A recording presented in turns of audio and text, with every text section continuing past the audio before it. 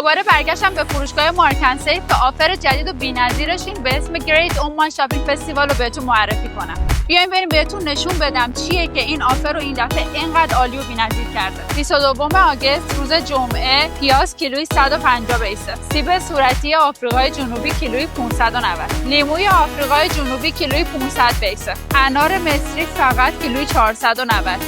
اگر خریداتون اینجا از 10 ریال به بالا باشه میتونین 4 تا شیر پرچرب نادار رو بگیرین 990 بیسه. برای برنج باسماتی 35 کیلویی الزعیم هم همون شرط وجود داره. اگر بیشتر از 10 ریال بخرین باهاتون 13990 حساب میکنم. اسمارت تیوی 32 اینچ فلکسی فقط 28 ریال و 900 بیسه. کولر گازی 1.5 تنی ایمپکس اسپلیت فقط 99,990. قهوه ساز 1.2 لیتری فلکسی فقط 2 ریال و 990. اسمارت گوگل تیوی 55 اینچ ایمپکس فقط 88 ریال. بلندگو برند ایمپکس فقط 9 ریال و 900 بیسه. گوشی A55 برند ZTE بلید 25,900. گوشی S25 اولترا گلکسی 329 ریال. پس فراموش نکنید که تو تاریخ 21, 22, 23 و 24 آگوست تو تمام فروشگاه مارکن سیف منتظرتون هستیم. میبینمتون.